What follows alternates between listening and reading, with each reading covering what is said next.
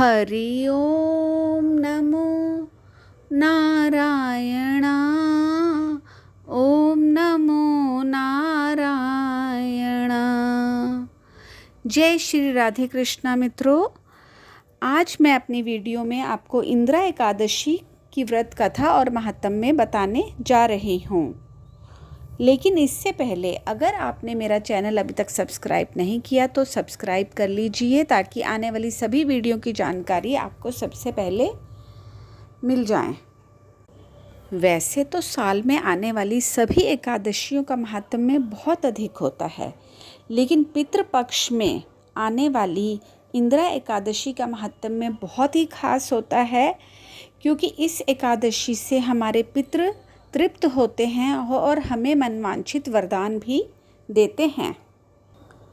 तो शुरू करते हैं इंदिरा एकादशी महात्म्य।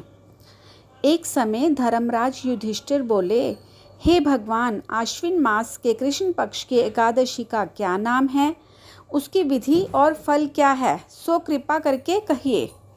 भगवान श्री कृष्ण कहने लगे कि इस एकादशी का नाम इंदिरा एकादशी है।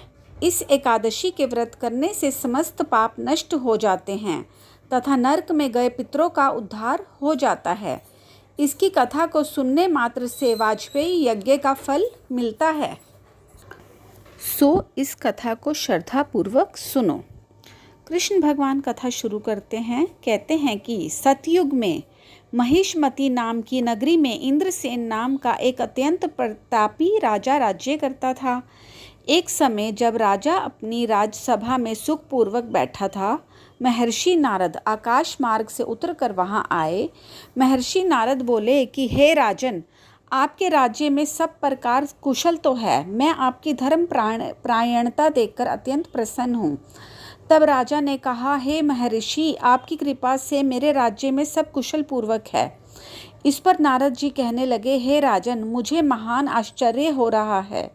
एक समय जब मैं ब्रह्मलोक से यमलोक गया था, तो उस जगह यमराज की सभा के मध्य मैंने तुम्हारे पिताजी को बैठा देखा था।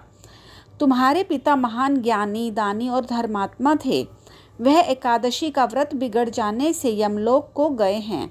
तुम्हारे पिता ने तुम्हारे लिए एक संदेश भेजा है कि यदि मेरा पुत्र इंद्रसेन आश्विन मास के कृष्ण पक्ष की इंदिरा एकादशी का व्रत कर उस व्रत का फल मेरे लिए संकल्प कर दें, तो मेरी मुक्ति होकर स्वर्ग लोक की प्राप्ति हो सकती है।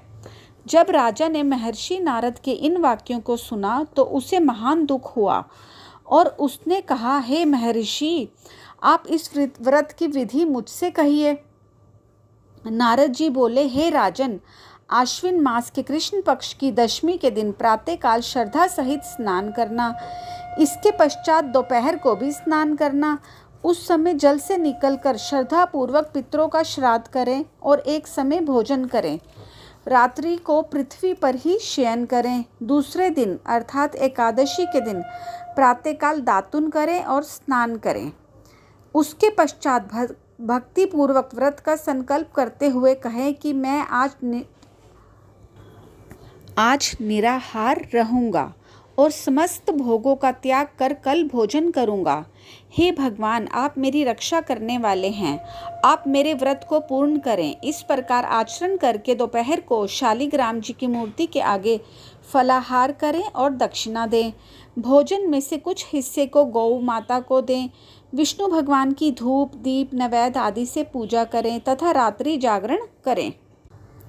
इसके उपरांत द्वादशी के दिन मौन होकर बंधु बांधवों सहित भोजन करें। बस यही इंदिरा एकादशी के व्रत की विधि है।